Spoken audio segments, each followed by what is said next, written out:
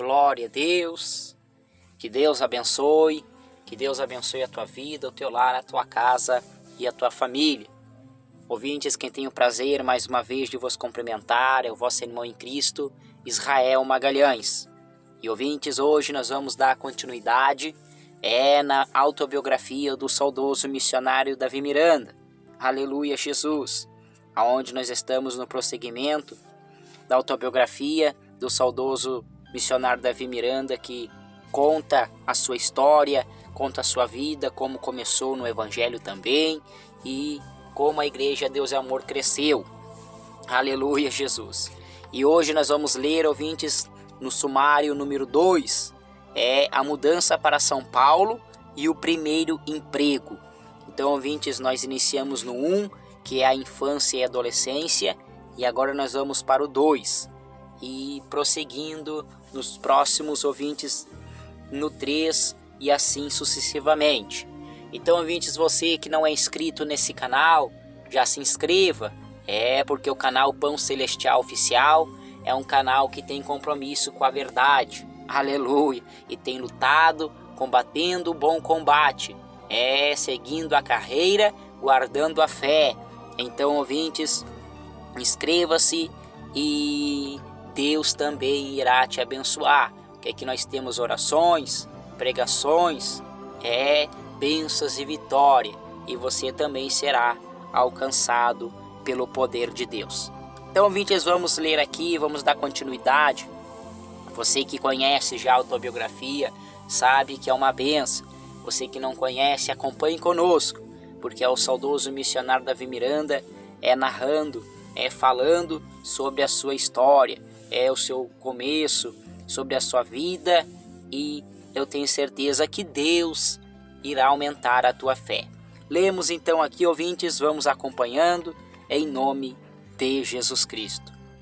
No tempo em que vivamos, na fazenda Santa Helena, a nossa família era muito unida, não apenas em razão de nosso bom relacionamento familiar, mas também por meus irmãos e eu tínhamos grande admiração por papai, e assim seguimos sem questionar a sua fé e a sua crença.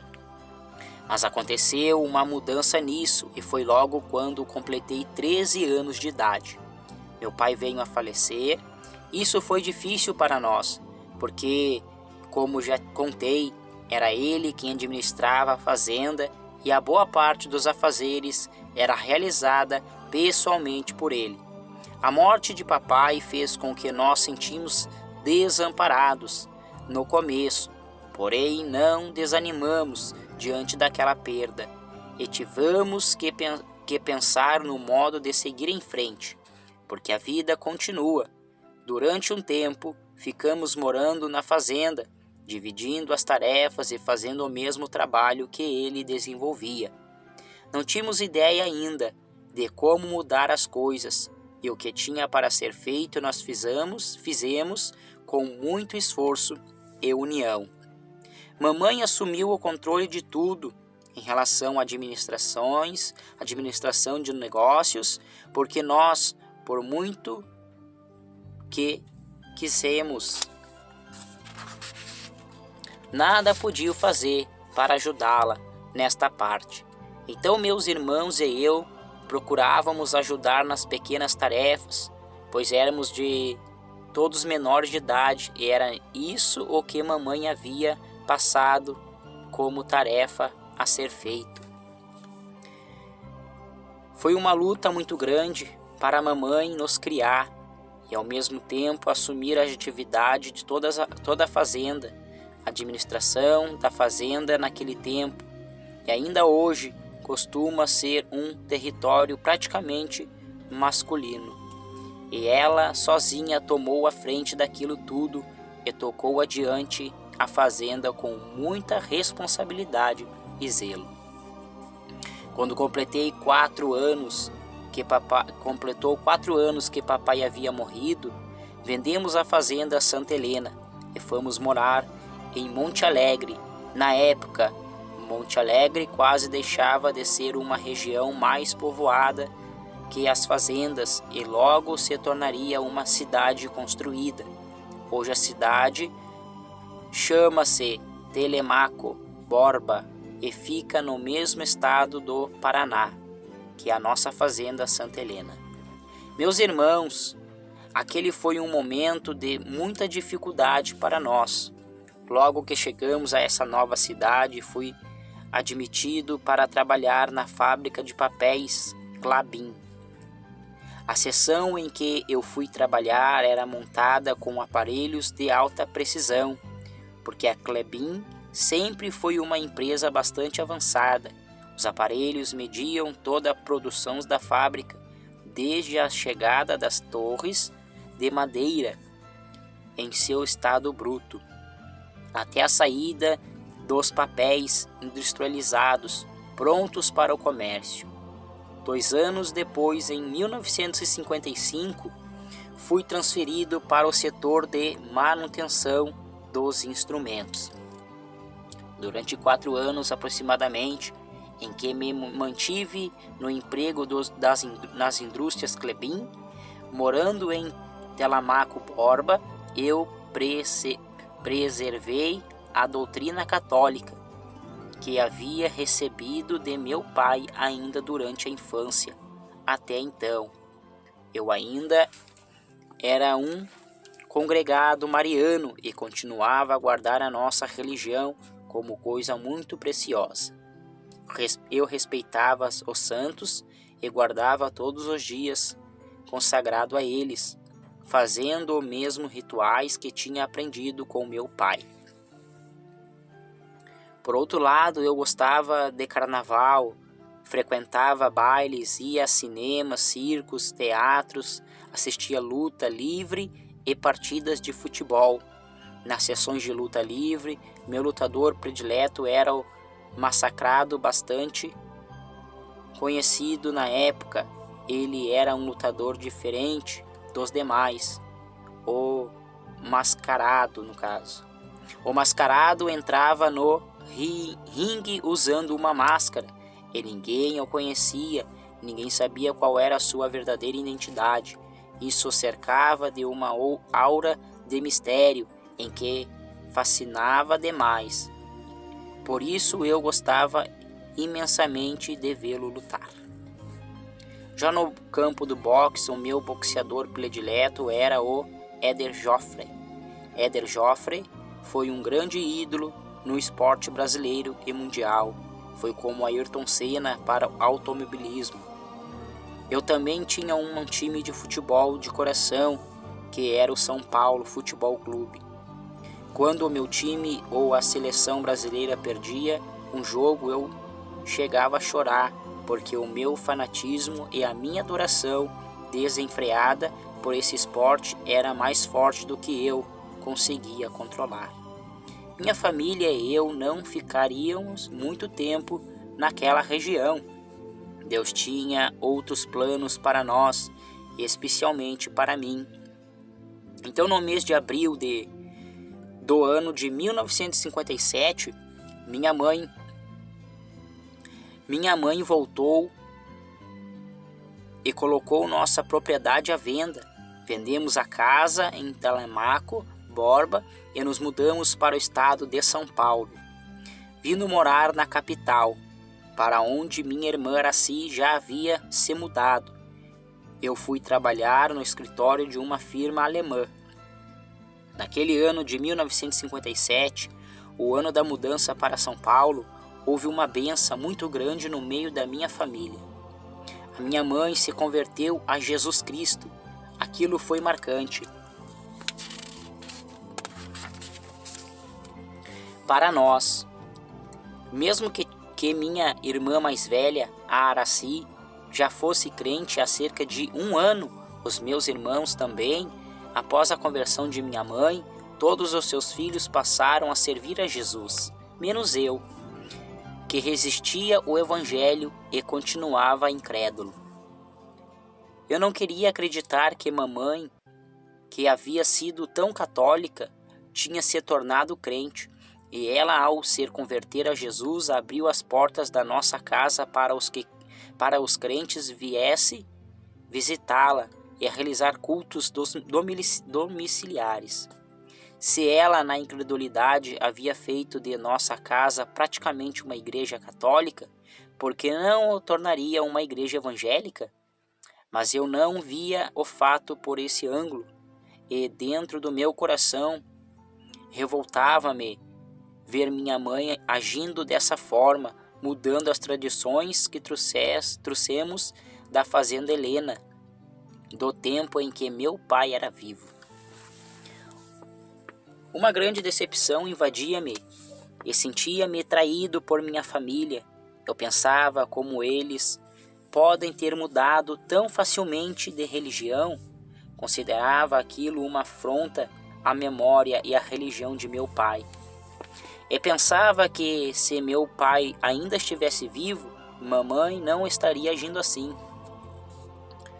Eu ficava furioso ao ver os crentes todos aos domingos entrando em minha casa. E, para mostrar o meu desagrado, eu quanto isso me irritava, assim que eles entravam na sala, eu ligava o rádio no meu quarto, sintonizava uma emissora que estivesse ou que fosse começar a transmitir futebol e aumentava o volume até não poder mais. Pensava que, fazendo assim, eu conseguiria perturbar o culto deles e fazê-lo ir embora. Eu não dava a mínima importância e tudo aquilo que eles estavam falando, mesmo que dissessem que era para Deus. Também não me importava com outras coisas, mas que fazia e não me interessava em particular da conversa deles sobre Jesus Cristo. Eu era um incrédulo nato. Era assim que eles me viam. Eu cria nos santos como aprendi com meu pai, e eles, sem dizer nada, apenas me suportavam e oravam ao meu favor.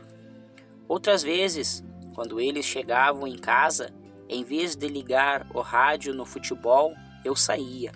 Tentava mostrar o meu desprezo total por eles, passando pelo cômodo onde eles estavam, sem ao menos olhá-los. Enquanto eles ficavam em casa com minha mãe, eu ia para a Catedral Católica da Praça da Sé, bem no centro de São Paulo. Ficava ali por horas e horas, lendo o catecismo católico e rezando, pedindo aos santos que trouxesse de volta ao catolicismo toda a minha família e principalmente a minha mãe. Certo dia, quando eu cheguei ao trabalho no escritório, encontrei minha mãe vasculhando as gavetas à procura de santinhos de papel.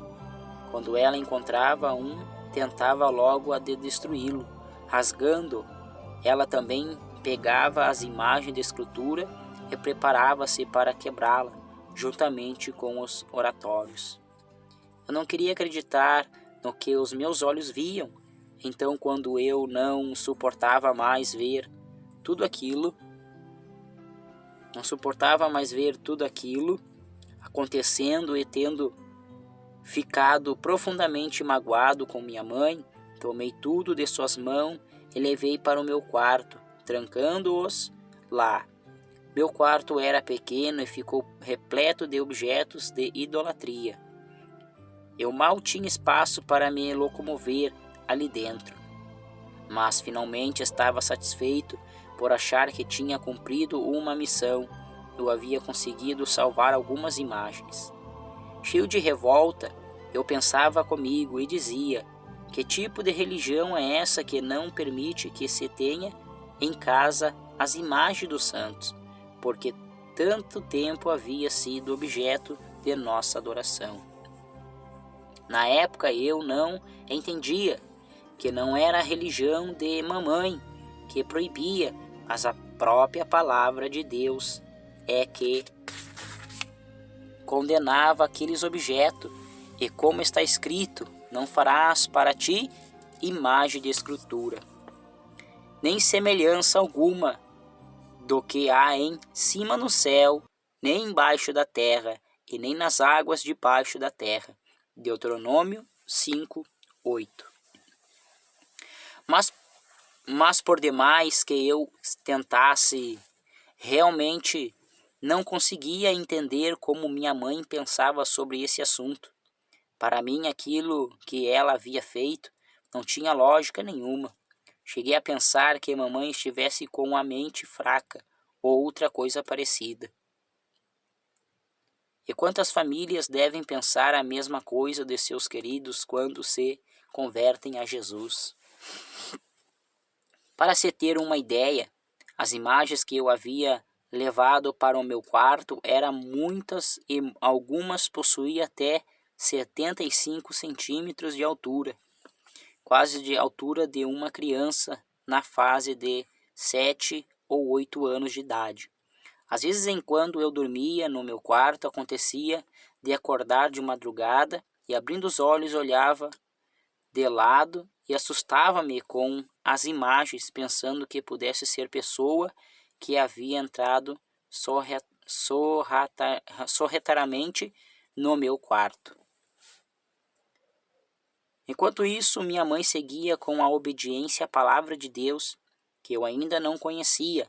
A minha revolta contra a mamãe aumentava a cada dia, pois já havia alguns meses e eu vinha sentindo uma angústia desesperadora e a culpava pelo que eu sentia, achando que a minha inquietação era causada por ela permitir que os crentes viessem à nossa casa para realizar os seus cultos. Eu não entendia ou não queria entender que tudo aquilo de anormal que eu estava sentindo era a voz de Jesus e sua mão de poder que já trabalhava em minha vida, a fim de me fazer uma pessoa salva e feliz. No início do ano de 1958, eu cheguei ao meu limite de tristeza e de tolerância. Foi então que tomei a decisão de abandonar minha casa e a minha família. Todos os dias eu procurava uma oportunidade para sair de casa e deixar tudo aquilo para trás. Hoje eu posso dizer que o meu incômodo era provocado por aquilo que a Bíblia ensina. A luz não tem comunhão com as trevas. Não vos prendeis em um jugo desigual com os fiéis, porque sociedade tem a justiça com a injustiça, e que comunhão tem a luz com as trevas, e que concórdia há entre Cristo e Belial, ou que parte tem o fiel com o infiel? 2 Coríntios, capítulo 6, versículo 14 e 15. No dia 6 de julho de 1958, quando eu voltava da casa de um matinê dançante, eu pensava em uma maneira de escapar do meu lar, fugir dali, sem que ninguém notasse. Eu havia decidido ir embora da casa definitivamente daquela mesma noite. 2 dias antes eu havia completado 22 anos de idade. Era jovem e saudável. E, portanto, nada me impedia de viver a minha vida. Pensando assim, eu andava depressa, pois queria chegar logo à minha casa, pegar as minhas coisas e sumir, resolvendo de uma vez por todas aquela situação. Enquanto caminhava pela rua, de volta para casa, eu ia pensando comigo mesmo: nunca mais verei esses crentes na minha frente, nem perto nem de mim e muito menos junto comigo, numa mesma casa. Ah, como eu estava enganado! Aquela havia sido uma decisão diabólica, tomada minutos após haver saído de uma matinê. Eu não tomei aquela decisão orando a Deus, nem mesmo pedindo a direção dos santos do meu Pai. Porém, como Deus é o nosso refúgio e fortaleza, socorro bem presente na angústia, Salmos 46, versículo 1, Ele me socorreu, e quando menos esperava, sem perceber a incrível coincidência, eu estava em frente a uma igreja evangélica. Está aí então, ouvintes, está aí a segunda parte né? E agora a próxima nós vamos continuar na terceira parte, que é a transformação de minha vida pelo poder do Evangelho. Que Deus abençoe, ouvintes, que Deus abençoe a tua vida, teu lar, a tua casa e a tua família. E continue, ouvintes, acompanhando conosco, porque eu tenho certeza que você que acompanhar conosco, Deus irá aumentar a tua fé.